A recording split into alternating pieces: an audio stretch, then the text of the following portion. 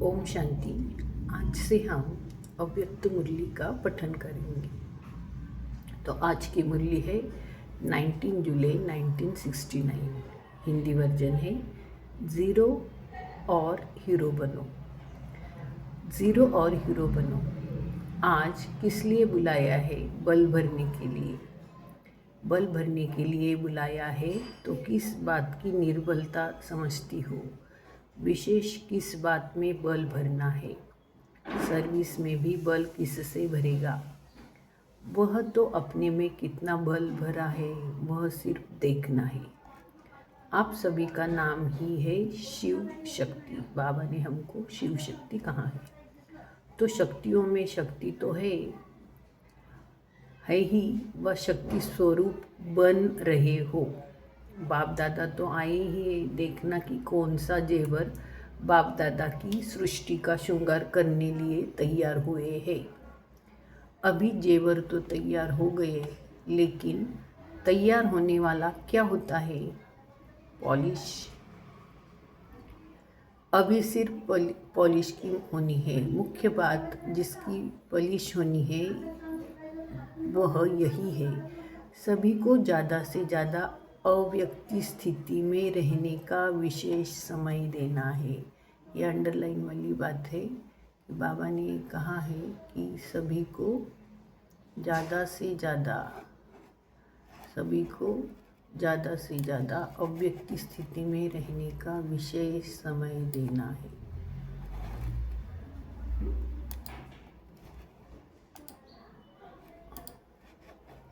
अव्यक्त स्थिति की पॉलिश ही बाकी रही है। आपस में बातचीत करते समय आत्मा रूप में देखो। शरीर में होते हुए भी आत्मा को देखो। शरीर में होते हुए भी आत्मा को देखने के लिए बाबा ने कहा है। यह पहला पाठ है, इसकी ही आवश्यकता है। जो भी सभी धारणाएं सुनी है उन सभी को जीवन में लाने के लिए यही पहला पाठ पक्का करना पड़ेगा। यह आत्मिक दृष्टि की अवस्था प्रैक्टिकल में कम रहती है। सर्विस की सफलता ज़्यादा निकले उसका भी मुख्य साधन यह है कि आत्मस्थिति में रह सर्विस करनी है। पहला पाठ ही पॉलिश है, इसकी ही आवश्यकता है। कब नोट किया है? सारे दिन में यह आत्मिक दृष्टि स्मृति कितनी रहती है? तो हमें चेक करना है कि सारे दिन में यह आत्मिक स्थिति कितनी रहती है। दिन भर रहती है या बीच बीच में हम भूल जाते हैं। इस स्थिति की परख अपनी सर्विस के रिजल्ट से भी देख सकते हो।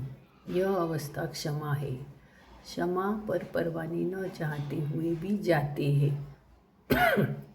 आप सभी टीचर तो हो ही, बाकी टीचर से क्या बनने के लिए भट्टी में आए हो? आप लोग बहुत सोचते हो, परंतु है बहुत सहज।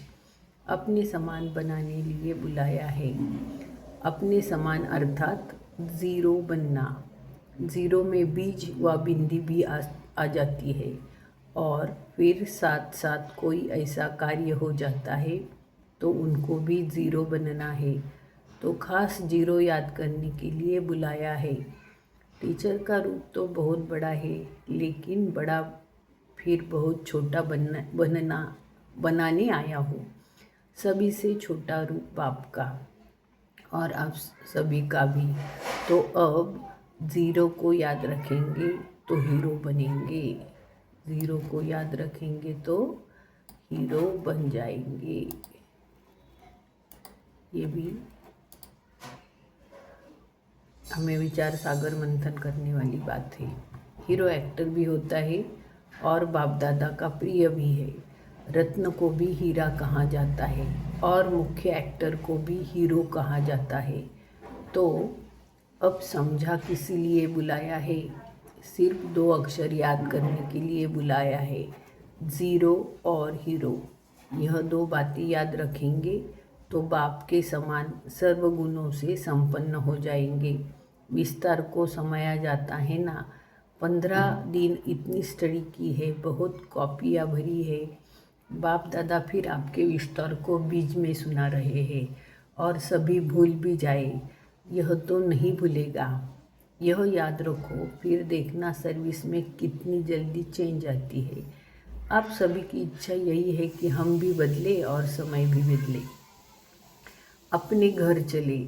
जब घर चलने की इच्छा है तो फिर यह दो बातें याद रखो, फिर कमियां के बजाय कमाल कर दिखाओ। कमियां खत्म हो जाएंगी और जहाँ भी देखेंगे सुनेंगे तो कमाल ही कमाल देखेंगे। तो अब इस भट्टी से क्या बनकर जाएंगे? ज़ीरो। ज़ीरो में कोई बात ही नहीं होती है, कोई पिछले संस्कार नहीं। यहाँ छोड़ने भी आए हो तो फिर अच्छी तरह से जो कुछ छोड़ना था वह छोड़ चले हो। वह थोड़ा साथ में भी ले जाएंगे। क्या छोड़ा है और कितने तक छोड़ा है? थोड़े समय के लिए छोड़ा है व सदा के लिए छोड़ा है, यह भी देखना है। संगठन की शक्ति में छोड़ दिया है व स्वयं की शक्ति से छोड़ा है। संगठन की शक्ति सहारा तो हो देती है, लेकिन संगठन की शक्ति के साथ स्वयं की भी शक्ति चाहिए। जब भी जो छोड़ा है वह सदा काल के लिए। बाप दादा को आप सभी प्रिय तो हो ही, क्योंकि बाप भी तुम बच्चों की मदद से कार्य करा रहे हैं, तो कार्य में मददगार होने वाले प्रिय तो रहते हैं, लेकिन मददगार के साथ हिम्मतवान कहाँ कम बनते हैं और कहाँ हिम्मत छोड़ देते हैं।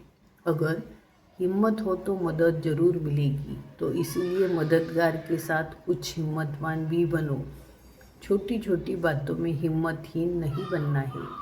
हिम्मतवान बनने से फिर आप सभी को जो इच्छा है वह पूर्ण होगी।